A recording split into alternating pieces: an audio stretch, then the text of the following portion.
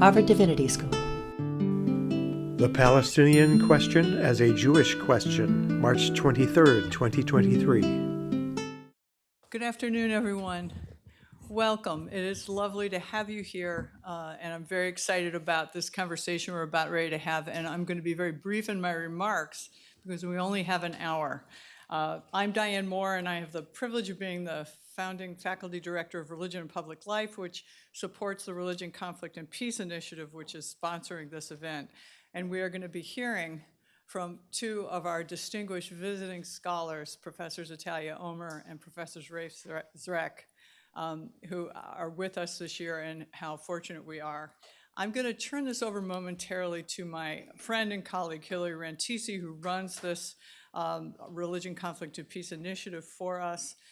Before doing so, though, I just want to say I do not take for granted, and I don't think any of us here should, for the opportunity to have these kinds of conversations, which by definition, and sadly so, are considered to be incredibly controversial to address directly the challenges in Israel, Palestine that have been decades long. Many academic institutions are shying away from these kinds of conversations, confronting the challenges of what it means to think about these questions in a complex, non-binary way.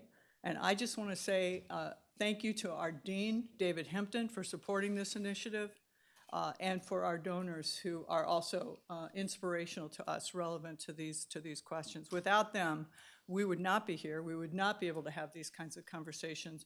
And this is a multi-year initiative where we are not skimming the surface about these challenges, but really engaging these questions in meaningful, constructive, and generative ways to not just and analyze the challenges in the region, but to really work together to create coalitions to address those challenges in creative and inspiring and more hopeful ways for the future.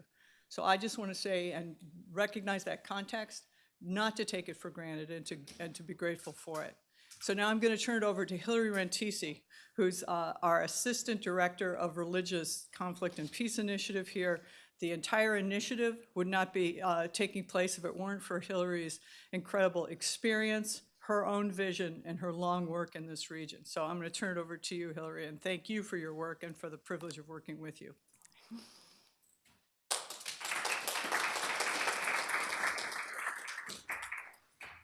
Thank you, Diane.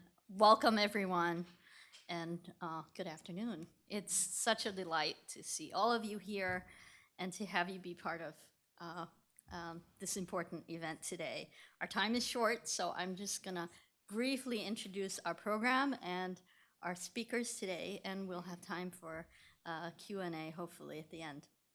So briefly, our work here at the Religion, Conflict, and Peace Initiative centralizes an analysis of structural injustice, violence, and power, and examines how a more capacious understanding of religion can yield fresh insights into contemporary challenges and opportunities for just peace building. Our primary case study in our work here is focusing on Israel-Palestine, and our aim is to stretch the scholarly discourse around religion and the practices of peace building, and examine the decolonial potentialities of art, religion, and identity transformation. Today, we're honored to be hosting Professor Raef Zreik, who's been a visiting scholar with us this semester. Last semester, he was at Yale.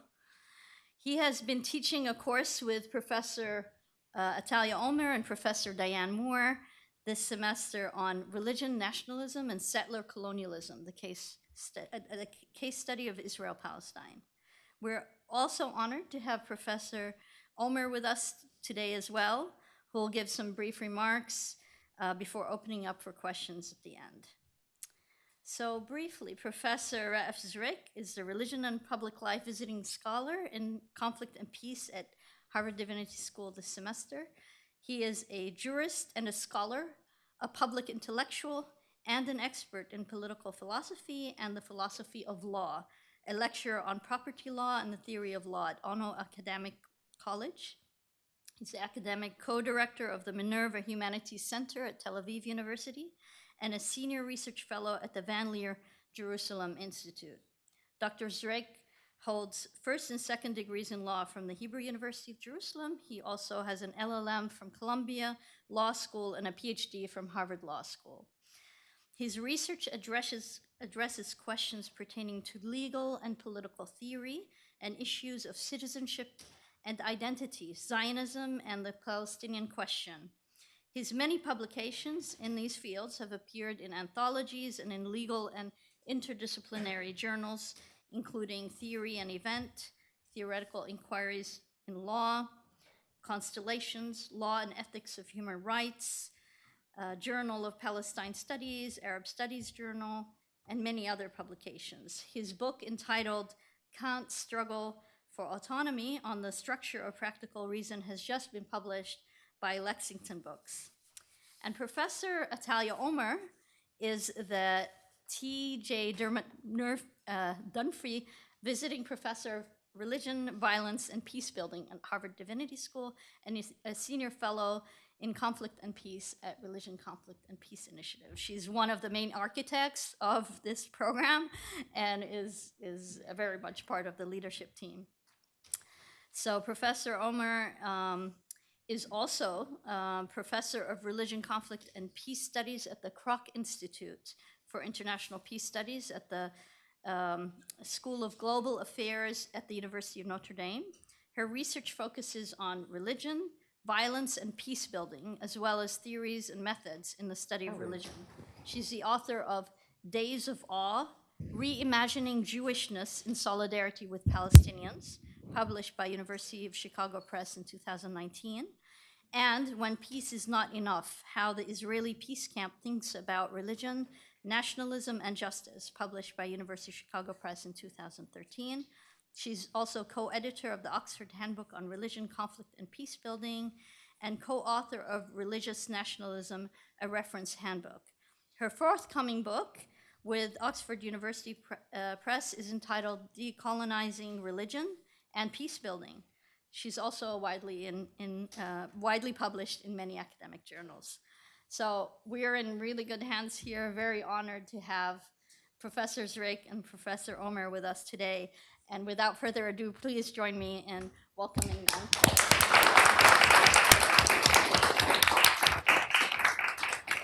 Professor Zreik, would you like to speak from here or remain seated wherever I think you want to be?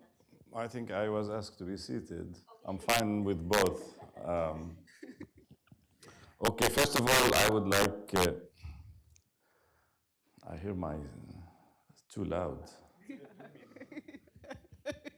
I mean, as long as I'm not Leonard Cohen, I think this is too loud. So first of all, I would like to thank really the Harvard Divinity School and the program on religion and public health, all who are responsible, Professor Moore, Diane, Hilary, Atalia, and of course, Reem, who's somewhere responsible behind the scene for many of the things are going on. Really thank you for giving me this opportunity to be the whole semester at Harvard and for inviting me to give this talk, and for all those who are supporting this program, making it possible. I mean, I'm aware that the title is, let's put it, I wouldn't say problematic, but it's really sort of brings so many different associations, definitely.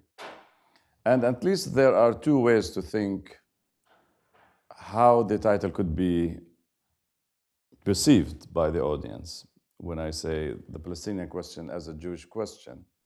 One way is to think that the questions that are facing Palestinians and the way they formulate the Palestinian question resembles the way that the Jewish question was formulated in Europe.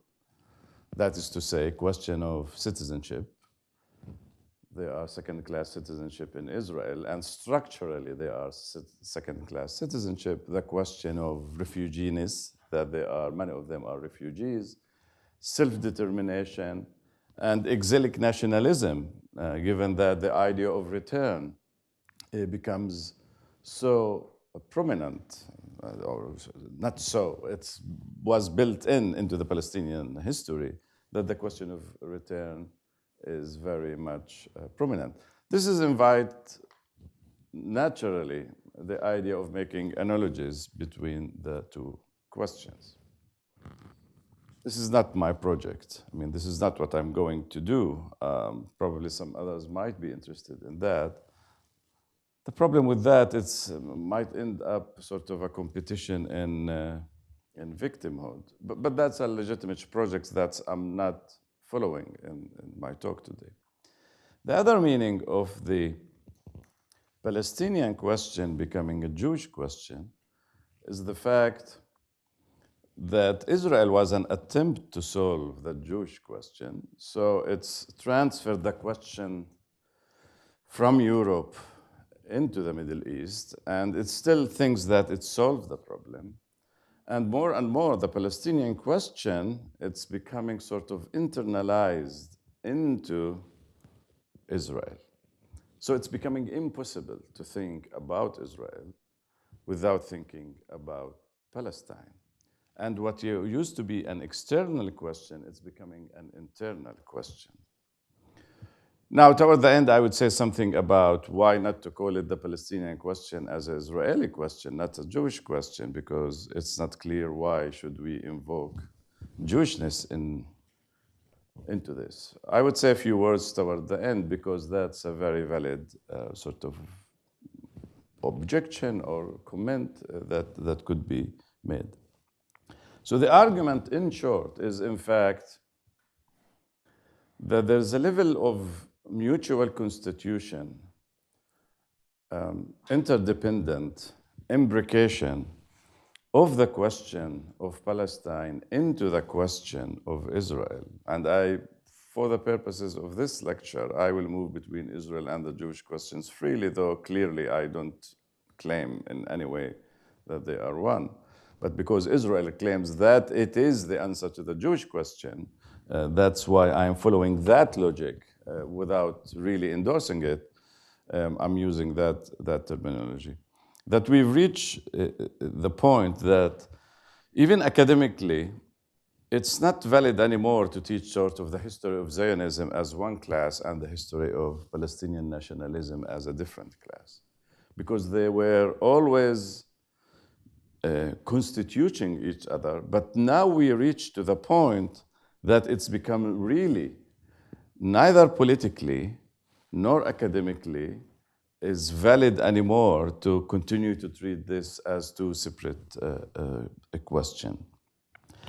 Now, there's the importance of this way of reading that I will expand on it shortly now, is both analytically important and politically important, because think about what's going on in Israel, what we call the constitutional counter-revolution, so to say. We treat this as a question of Israel, constitutional question of Israel.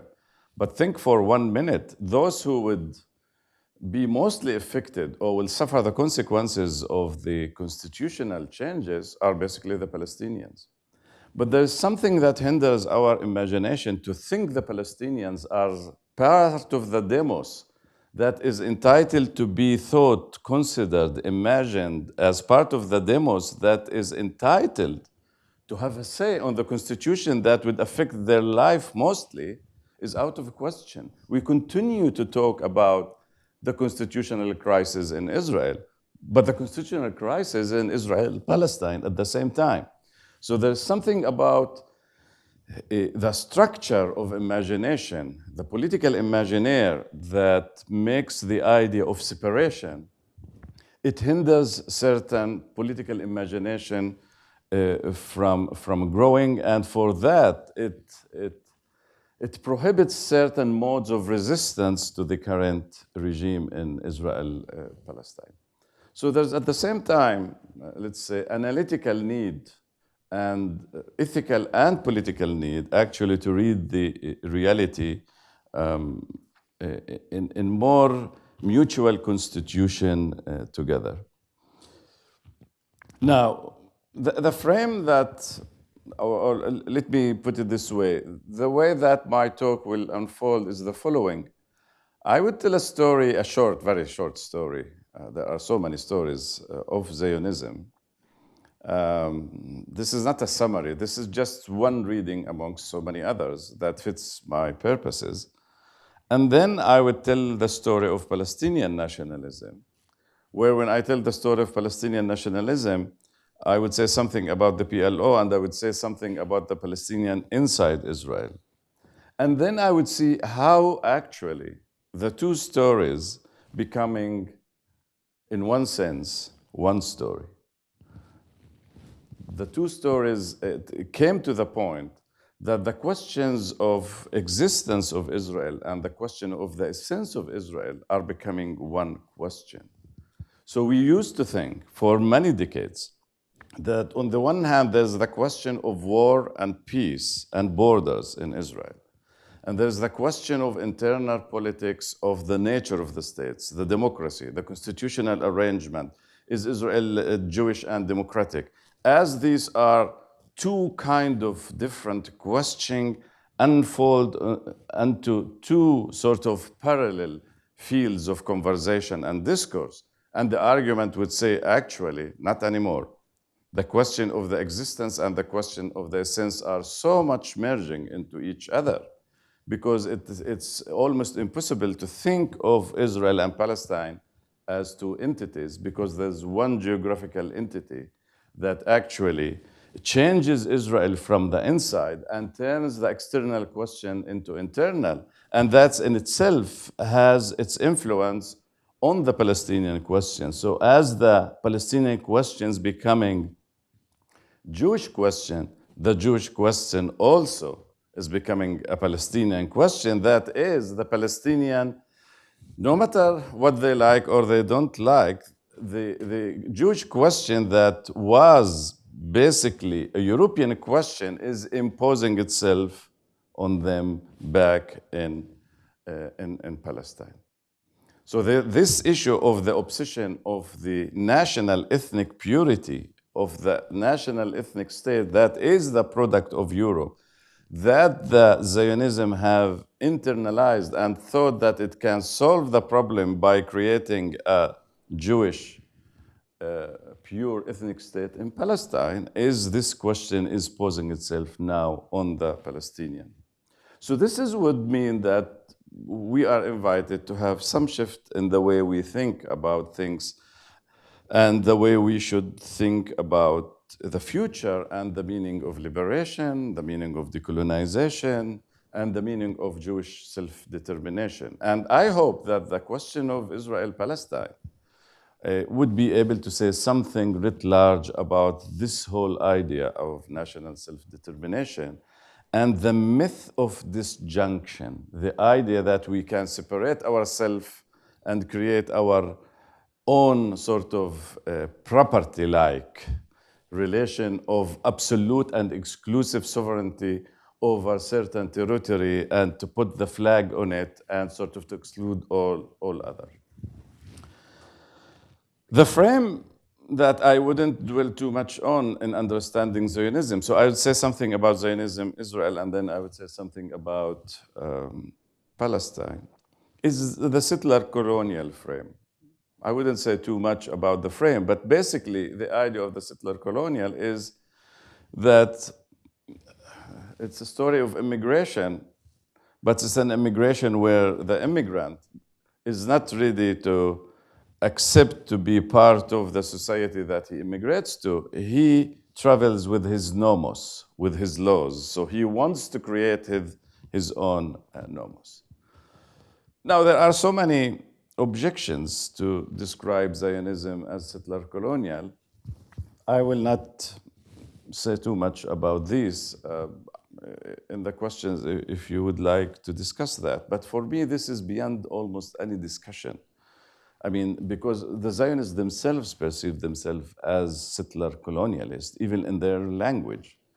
And when I speak in Tel Aviv, I tell my fellow Jewish audience, relax, guys. I mean, that's fine. That's fine to be settler colonialist as long as you recognize that and you try to think now what we do with it.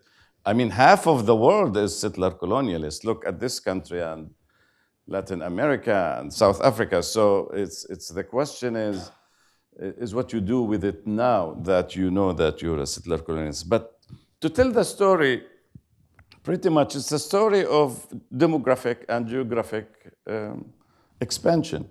I mean, the Jews were about 80,000 when Balfour Declaration. By the 40s, they were already about 600,000. So it's a story of demographic change. And in 1948, because the program was to create a Jewish majority in Palestine, and given there weren't millions of Jews coming to Palestine, the only solution was to create a demographic change. You might call it expulsion, deportation, ethnic cleansing. I don't want, this is not the issue. The result is a demographic change in Palestine that allows the Jews to solve the Jewish question according to the European ethnic pure state where the Jews have become majority. And in fact, those who are fans of the Jewish and democratic state, the deportations in 1948 is exactly the result of the democratic and Jewish state. Because had Ben-Gurion been only committed to democracy, he could have left the Palestinian. That wouldn't be Jewish state.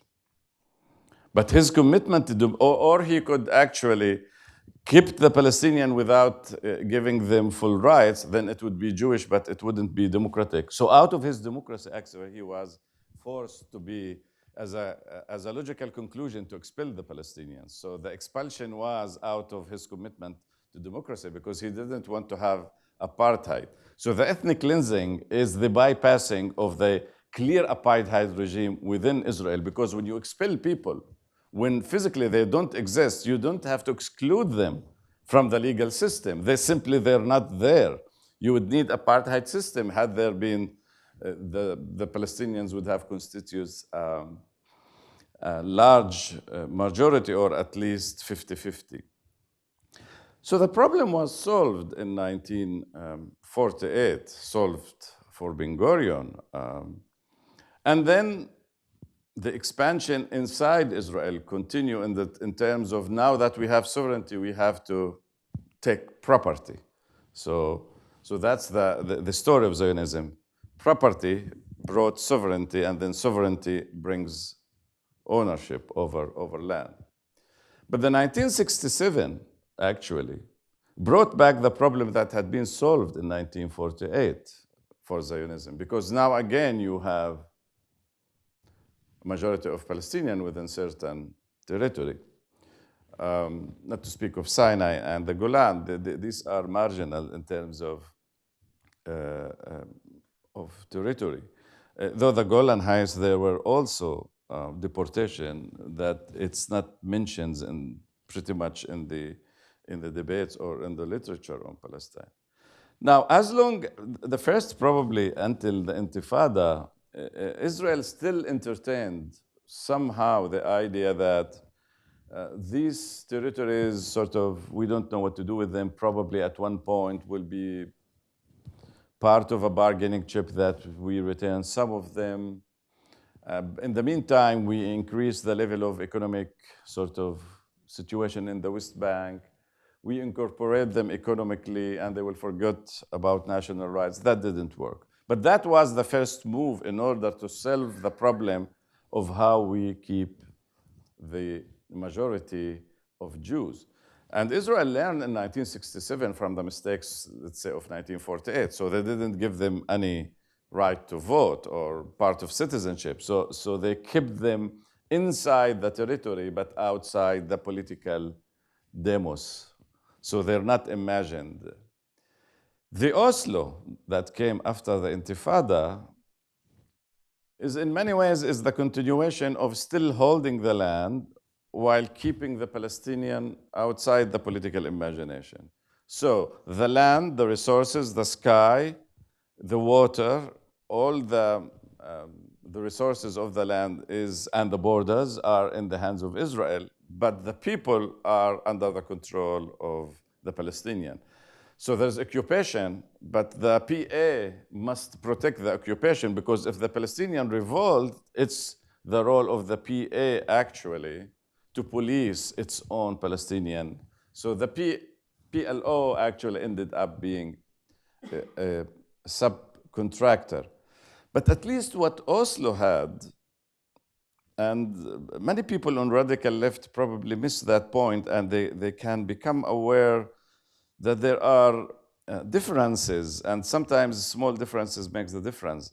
Oslo, though, had some aspect of Jewish control over the West Bank, it's still thought in terms of a geographical separation between Israel and the Palestinian. Still with some control by Israel, but it thought or imagined some separation between Israel and the Palestinian. I mention that because soon we will move to what has been going on recently. The Oslo is a story of failure, as we know, for many reasons. But the most important is probably the expansion of settlements. I mean, the idea that there's a green line is just becoming a joke. Because on and on, Israel is just moving into the West Bank, railroads, buses, university, everything. So the West Bank is sucked inside Israel. So it's becoming more part of Israel. And the idea of separation is becoming more and more difficult. What is more actually is being going on is not only that Israel is sucking the West Bank into its structure, but actually there is a sort of, the West Bank, the settlers themselves are sucking Israel, in the sense that Israel is becoming another colony itself.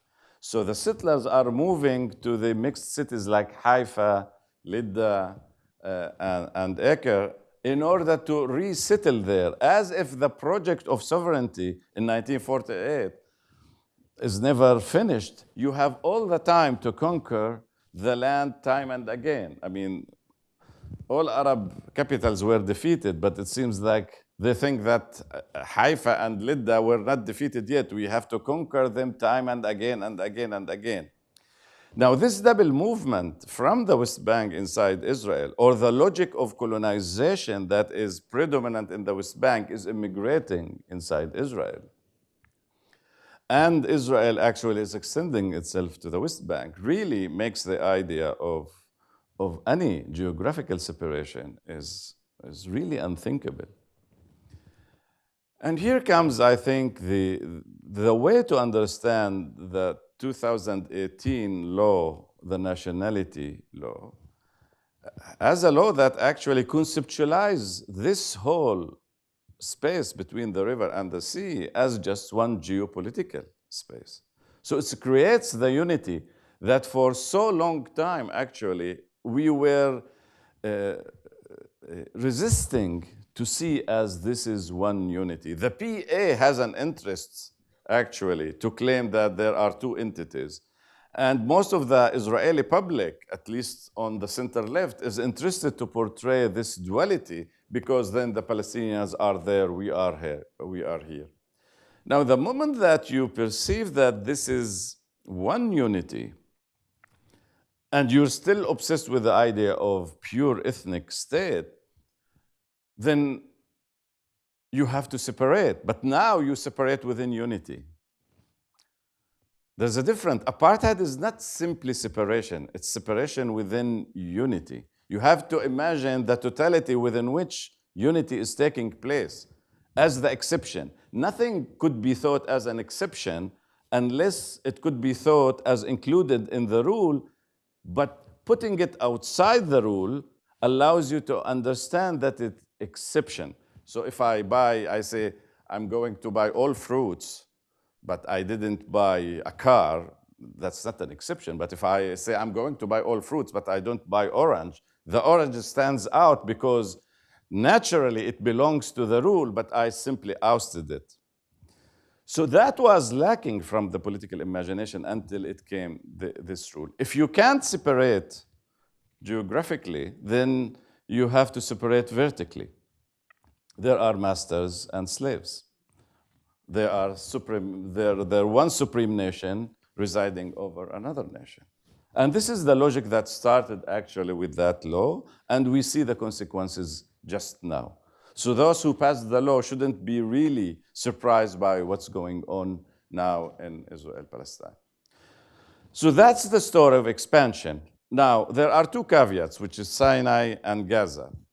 Leave them for now. If you want, we can discuss it. Now, when it comes to Palestinian story, the Palestinian story, we can say that it went some opposite development. And this is really selective history of Palestinian nationalism, definitely. I don't claim to summarize Palestinian nationalism, but one can clearly see the following. There was the time, at least in theory or at least in rhetoric, that there was an Israel-Arab conflict until the mid-70s, even before Camp David, until 74. The paradox of life is that the defeat of 67 actually brought the war of 74 because the Arab countries wanted to regain sort of some standing. When they got the standing in 74 as they can find Israel, that paved the road actually for Camp David and to reach a normalization with Israel. But already in 74, the Arab world says to the Palestinian, go manage your life on your own. The PLO is the only representative. The Palestinians celebrated that moment, but that was a dialectical moment because to say that the PLO is the sole representative, that was a sort of a statement hands-off as Arabs. So that was, I think, a crucial point in the history of Israel, Palestine, and the Arab world. The second stage, let's call it a borders war with the PLO. Either in Amman, in Jordan, along the river, or in Lebanon. So you see two entities fighting each other. I don't know how much you can say guerrilla war vis-a-vis one of the biggest armies in the world. How much is that? But clearly, the center of gravity was sort of outside Palestine. It was a fight on Palestine, not in Palestine. The third moment, I think, is the Intifada, which changed the center of gravity and territorialized the Palestinian struggle over the land of Palestine. And that is the beginning of the internalization of the question of Palestine, which met the ongoing expansion of Israel of taking over the West Bank. I think that the third moment, which is we are witnessing in the last few years, is the moment that actually, given that the whole region between the river and the sea is becoming more and more united, and the possibility of separation becomes simply unimaginable anymore. And because the status of the Palestinians in Israel is changing as well, in the sense that their visibility in the political scene is becoming more and more visible, starting from Rabin assassination during the Oslo Accords, where Rabin actually couldn't have passed those accords without the Palestinian votes of the Arabic Knesset members. And actually, Al-Amir mentioned this as the first reason why he assassinated Rabin. He said, we should know who's the boss here, who decides. The Palestinian Knesset members cannot. But this means that more and more the Palestinian in Israel are not perceived anymore only as civic question. So they are, to use my terminology, they are becoming part of the regional discourse. So they are part of the Palestinian nationalism. So it's not only internal. So what actually was mainly external, which is Palestinian nationalism through the PLO and the Intifada, is becoming internalized through the process of the expanding of the settlement. So what is external becoming internalized? and what is internal and civic becoming nationalized and becoming more sort of belong to the whole scene. Now, in this reality, where Israel is really controlling all of the land, and the possibility of disengagement or separation or a neat sort of drawing borders becoming almost impossible, it's clearly that Palestine becoming at the heart of Israel. And how can you think now anymore that you can solve one problem without solving the other? So the myth of disjunction or the myth of purity of the nation state reaches its ultimate crisis. It's a real crisis that started from the first imagination 100 years ago, from the idea that you solve the Jewish question in Europe through establishing a purely ethnic state. And reality tells you that actually, welcome to the surface of the earth. The surface of the earth is too much populated. And the myth of standing back as this is my pure country is becoming problematic. So this is what I call that the question of the essence of Israel and the existence of Israel is becoming just one. I mean, this paper, it's been developing, it started as a paper I gave 2.5 years ago at Mamdani's seminar in Uganda. And immediately after that broke the events of 2021. And now we see the constitutional crisis, which really, it's very difficult to distinguish the crisis in Hawara from the constitutional crisis, whether these are two different faces of the same one problem. I'll stop here.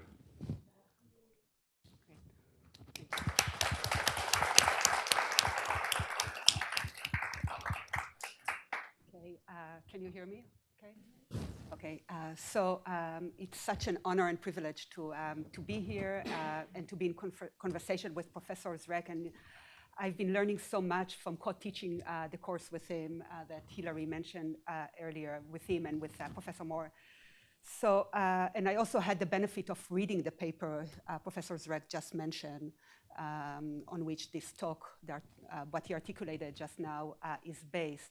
So, in tracing the shifting, my understanding of the paper and the argument is that in tracing the shifting forms and registers of Jewish Zionist hegemony, Professor Zreik tells us that if the mode of the two-state separation, which defined the Oslo Accords years and framework, but also has a deeper history, deeper roots dating back to the logic of partition during the time of the British Mandate and various UN resolutions. So this logic of separation, partition, is based on territorial separation between the presumed two distinct political units.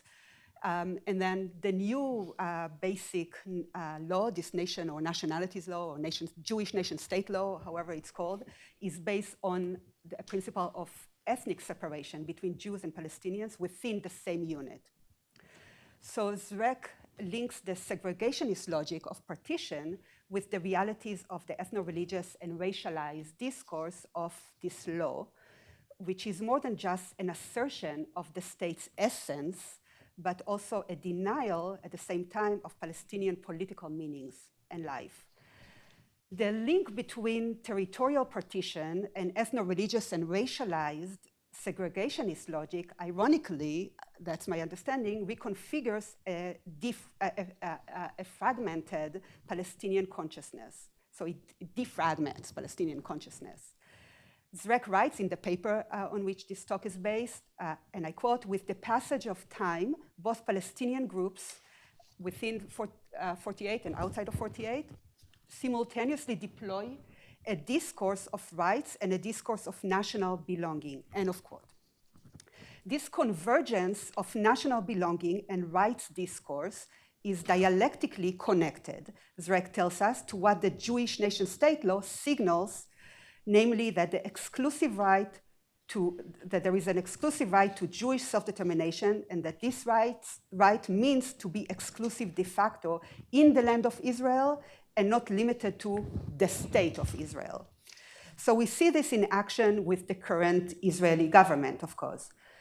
So now that I kind of re-articulate or affirm the critical insights Zreik is making in tracing the convergences of the Palestinian question from inside and outside the Green Line, I want to return to the title of the presentation and take it in a slightly different direction, though a very much related one. What does it mean to examine Palestine as a Jewish question beyond recognizing the mechanisms and realities of multi-pronged violence designed to maintain a supremacist regime that you discussed? Zreik shows that what the Green Line enabled in terms of the normative differentiation between 67 and 48 Palestinians has eroded, became a joke, as you said, thereby exposing the internal logic of Zionism and the meaning of Jewish sovereignty in historic Palestine. But what exactly makes this reality Jewish? This is the question I'm interested in. This is where my responsibility and positionality as a Jewish Israeli scholar of religion, violence, and peace building resides, because I contend that, as Zreik's title suggests, Palestine is a Jewish question that must be front and center of Jewish hermeneutical and contemporary Jewish thought and ethics.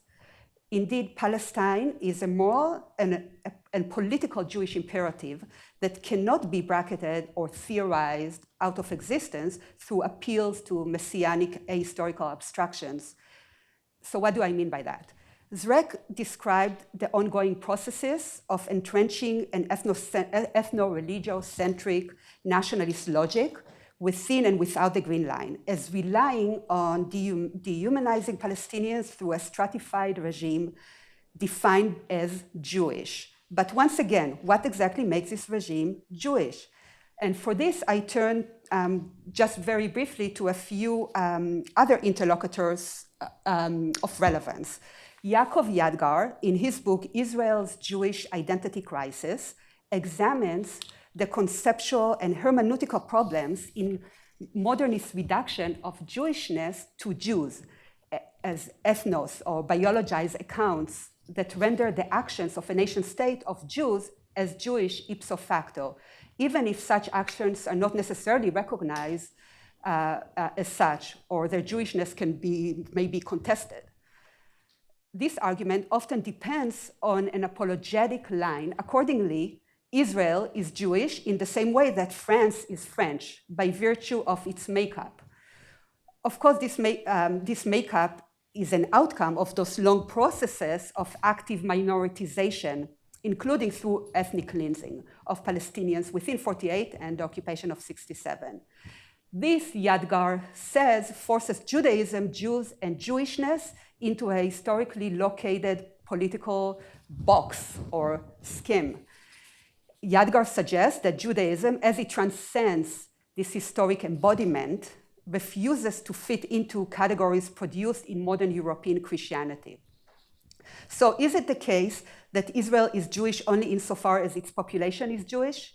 Yadgar speaks of tensions between Zionist conceptions from its inception in Europe of the state or state in the making at the time as the Jews' state, Medinat HaYehudim, which is not necessarily the same, even according to early internal contestations within the Zionist movement and discourse, as a Jewish state, Medina Yehudit. And some attention was devoted to how to make the state also Jewish in content, not biology, a process that entailed a reliance on often a shallow account of Jewish redemptive history and biblical narratives.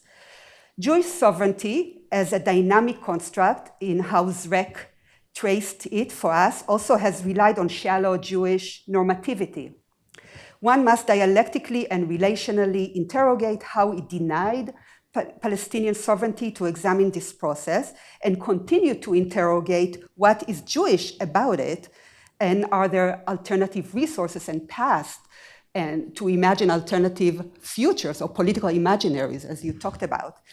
Amnon Raz-Krakotkin similarly challenges the Zionist readings of Jewish meanings and its centering of an aspiration to reenact the biblical over the Mishnaic interpretive thought and hermeneutical praxis, retrieving the story of Safed in the 16th century as a story of Jewish exile within the land.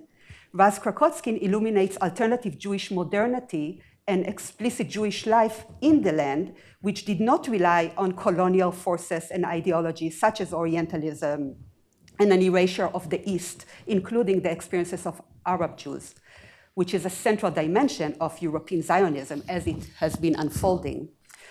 What I appreciate about Raz Krakotskine's intervention and retrieval of repressed Jewish meanings and sources is exactly that it is directly confronted by and grappling ethically with the violence Zionism has inflicted, including epistemologically and hermeneutically on the Jewish tradition.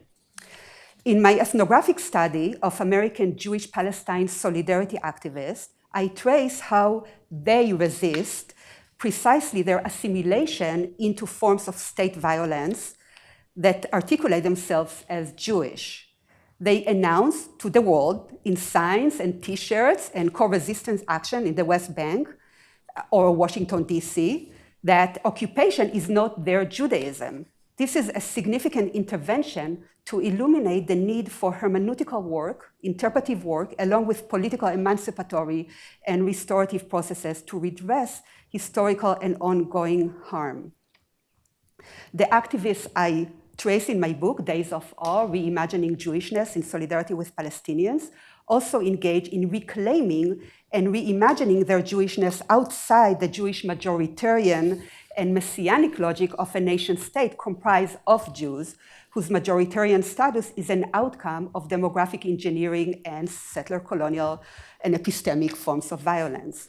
This is where Zreik's body of work on Palestine and anti-Semitism and the weaponization of anti-Semitism is critical because it shows the dialectic and relational dynamics undergirding the consolidation in 2018 of the Jewish nation-state law and subsequent developments, proclaiming that the state and eventually the land is for Jews and Jews only. And obviously, just to restate this point, we clearly see it conveyed by the characters in the coalition today. This proclamation that the state is a Jewish state, but most critically, the implementing policies literally mean the erasure, depopulation, displacement, and replacement of Palestinians. Seeing these forms of violence reject abstracting the analysis of Jewish history, destiny, and even presumed propriety rights from the violence that their fulfillment and implementation has inflicted on Palestinians.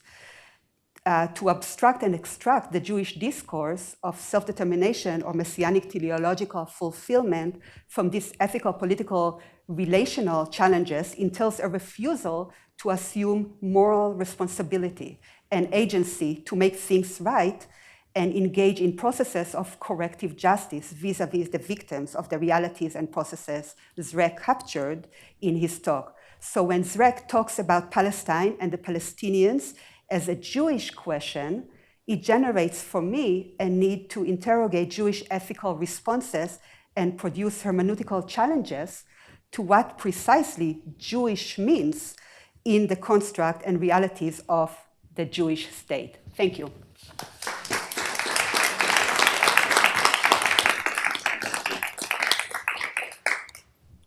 Okay, we'll open it up for questions, but maybe first, Professor Zreik, if I think we you want to have respond. some time, so- Okay, we'll open it up for questions. We have a mic here, so if you could be patient once you put your hand up, we'll get the mic to you. Don't rush all at once.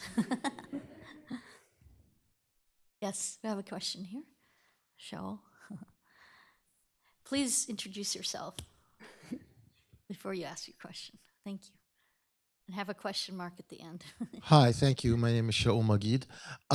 So I wanted to ask you, both of you really, you made this distinction between the Arab-Israeli conflict and the Israeli-Palestinian conflict, and then tried to locate where that shift is, either in 67 or 73, 74. I wonder if you could speak to also the transition between what was known in the 20s and early 30s as the Jewish question Zionism as a solution to the Jewish question itself produces what was then called the Arab question. And Chaim Weizmann famously said that, that Zionism would judge by the world in how we treat the Arabs. I mean, he says that in the 30s. And so what is the transition from the Arab question to the Palestinian question? Because the Arab question is not a territorial question, it's a regional question. It's not about Arabs in the state, it's about the Arab world writ large. So does that transition, I mean, what do you see of the implications of that transition from the Arab question, which obviously was not resolved? I mean, I don't think that Zionism resolves the Jewish question either. I mean, it aspires to do that, but I don't think that it ultimately does it. The transition itself from even the term Arab to Palestinian that takes place within the Arab-Israeli conflict to the Israeli-Palestinian conflict and the Arab question to the Jewish question. Thank you. Do you want to respond? Raef, do you want to respond? Oh, yeah. I thought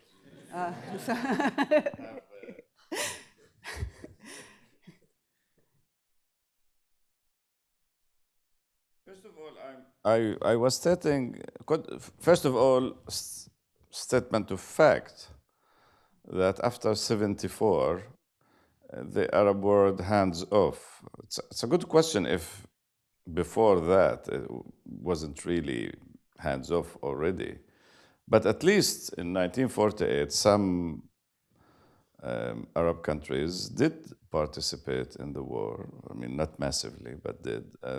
67, the war was imposed. 73, the war was initiated by the Arab. Now, what is the meaning of that? That's another question. But as a just description, the Palestinians were left alone on 74. Now, what does that mean? It could mean many things. It could mean one thing about the whole idea of Arab nationalism, for example. You can't think of the idea of Arab nationalism. One thing you might think out of it, if Israel is an attack on Palestine or is it an attack on the East? And the more you think about it as an attack on the Arab region, then the more Israel is part of Europe. And this is not a war between two groups, but between sort of two continents or two cultures, or between the East and the West, colonialism and anti-colonial. So there is a difference. And that's probably explains that the moment that it was a Palestinian-Israeli, that started the shift also viewing it as a sort of national conflict, and the idea of partition became more imaginable. So this is what comes to mind immediately. Now, to your question about even Epstein in 1905 writes the Arabic questions before Weizmann. But then he meant by the Arabic question the Palestinian question. He didn't mean the Arabic question in general. He meant we're taking, guys, let's not lie to each other. We're taking the lands of the Arabs, and we have to think, what the hell are we doing here? So the Arabic question was meant by it the Palestinian question, I think, by Epstein. I think that clarifies something, but clearly I'd be willing to hear more from you on that. I mean, I'll just add that in the context of Israeli discourse and Zionist discourse broadly, there is kind of a use of the Arab as generic category that reflects the Orientalist kind of underpinnings. And even today, if someone uses the construct Palestinian-Israeli, it signals a particular position, because often you would hear still the generic Arab.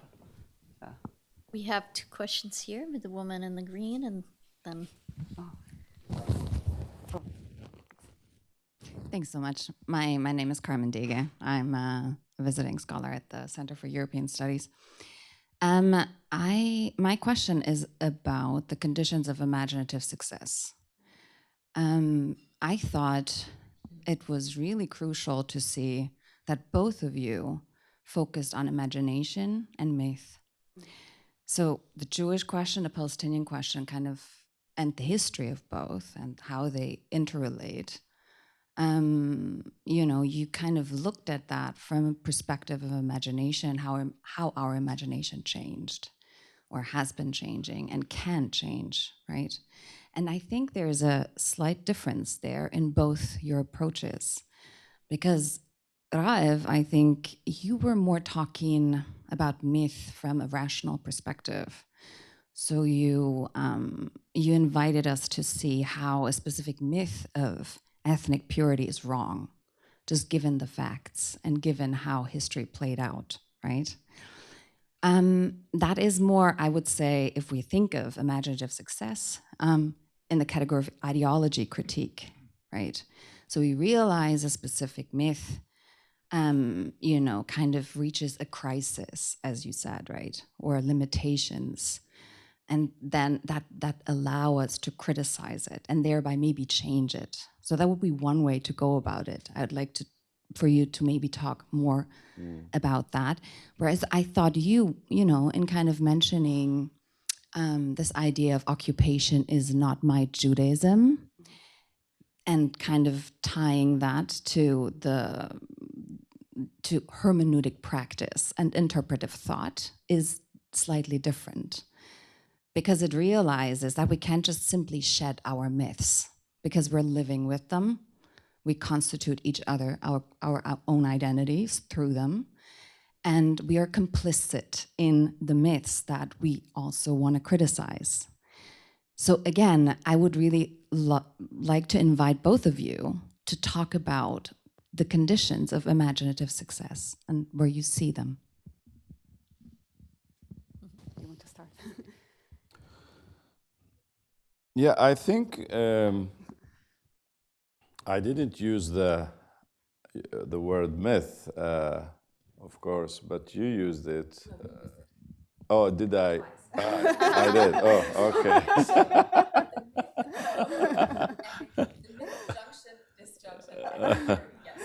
Okay.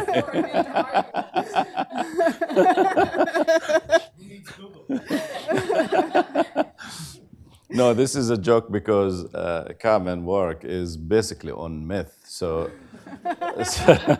I thought that this is a question that's just coming from her imagination, not mine. But it's clearly that it's, yeah, I think I used it.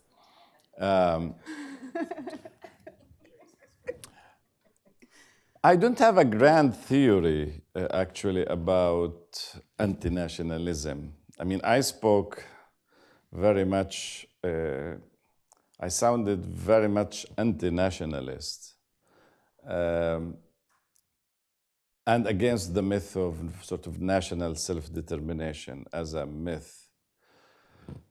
I mean, I think that sometimes one should be against it because there's a difference for readiness to die for your nation and the readiness to kill for your nation.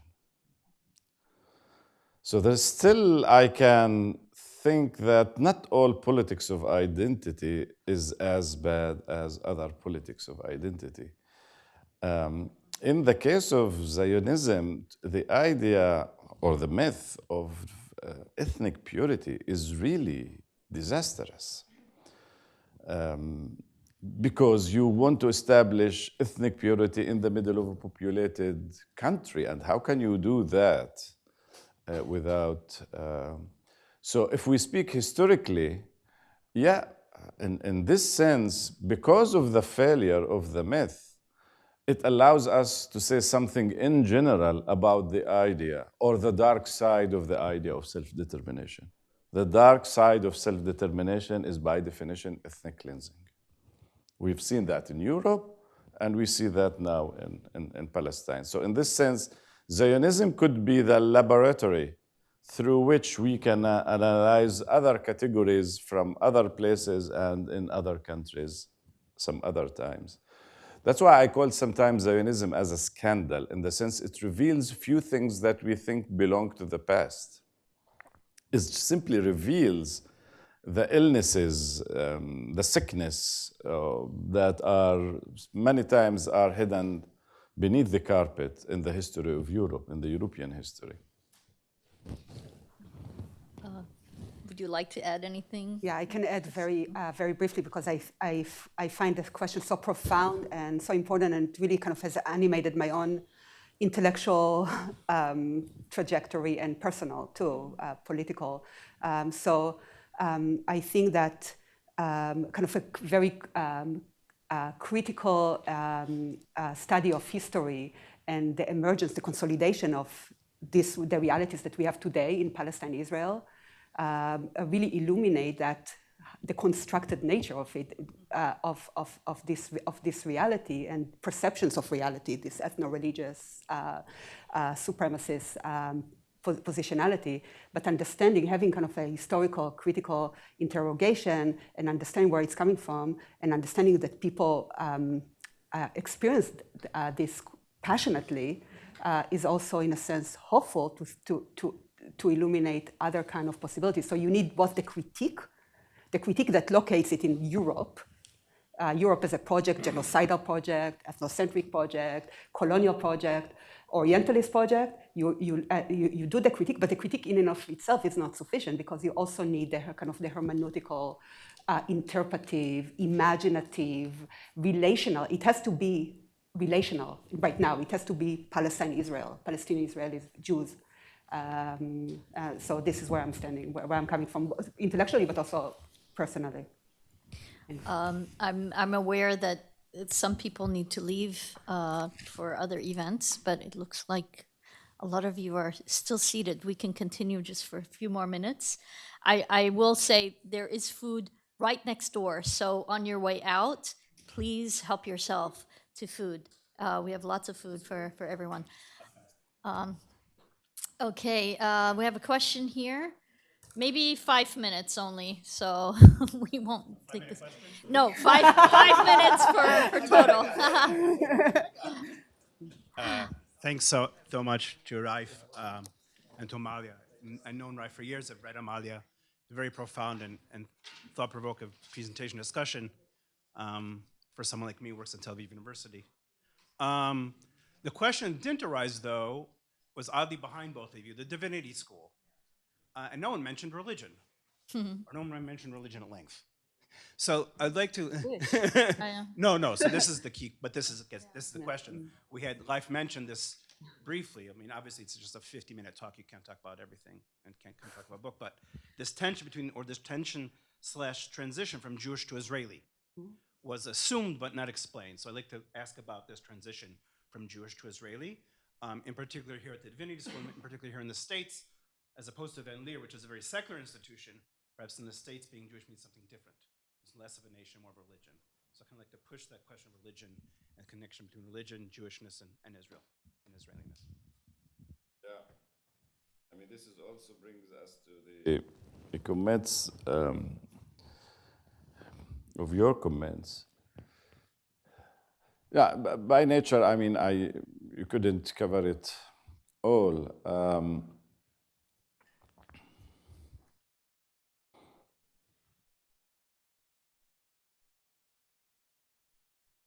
I'm just wondering where to start to answer these questions because there are so many ways where to enter into the question. I mean, the role of religion in Zionism, it starts from being completely suppressed in Herzl and Pinsker, but it's sort of the subtext still there because the idea cannot take off without some intervention of the religious discourse.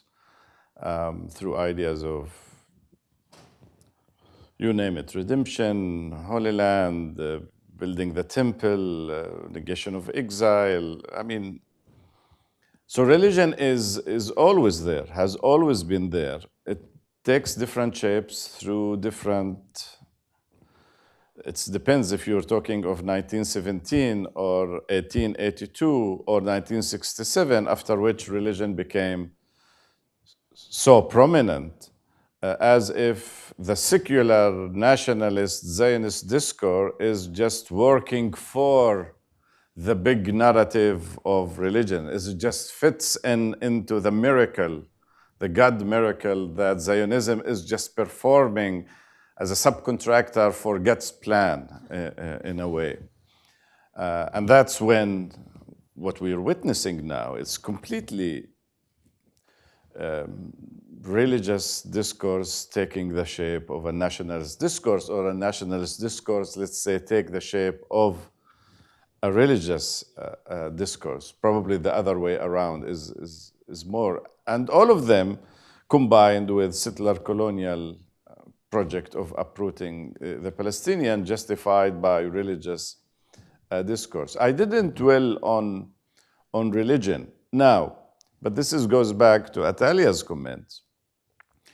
One of the things in Zionism, it's really complicated, and I think, I'm now reporting the way I think. I think in terms of images. I mean, I'm still in the age of 15. I studied too much mathematics and physics. First, I have to see the idea.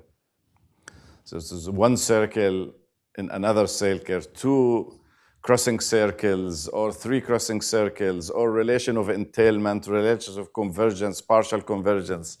I still didn't make my mind up exactly about religion and nationalism in Zionism. It's still an interesting story to be told. I think it haven't been told completely, but one clear thing, and this is the virtue of Amnon Raz Karkutskin work, is that he brings religion back as the solution, not as the problem, in the sense that the worst thing that happened, it's not religion in itself, but the idea to take something trans-historical and to make it historical, to make something divine and to make it political, to make a mission assigned to God and think that humans can do it. This bringing into earth, this immanence, actually this is the problem. Now, there are two ways to solve this immanence issues that you're speaking directly from the mouth of God to the current realities of politics. One is really to send religion back, sort of to really cut the Gordian knot from religion. The other, which is Amnon Raz's way, is actually to claim religion and to throw politics back. To say, go back politics. We want to go back to Safed. We want to be Jews, but not Zionists. We want to be in Palestine, but not on Palestine. We want to be in Palestine as exile, because we, as a faithful to the Jewish faith, our whole existence in this universe is a situation of exile. So this is actually a radical move of a critiquing of Zionism from the point of view of religion. So that's why I say that this is always too many different ways how to critique Zionism. And not the only way is to critique it, it's not secular. Sometimes secularism is the problem, and sometimes religion is the problem. The issue is how they actually, the constellation of putting them together. I don't know if this helps in any way, but that's what came to mind. So I'm very fearful of ending this now, because there's a lot to be said, and Professor Omer's work is all about this. So exactly, please read her work, and if you have a chance to talk to her after, then please do, because I'm sorry that we are out of time. We really need more time for this conversation. But please join me in thanking both our presenters today. Thank you. I didn't have. Sponsor, Religion and Public Life. Copyright 2023, President and Fellows of Harvard College.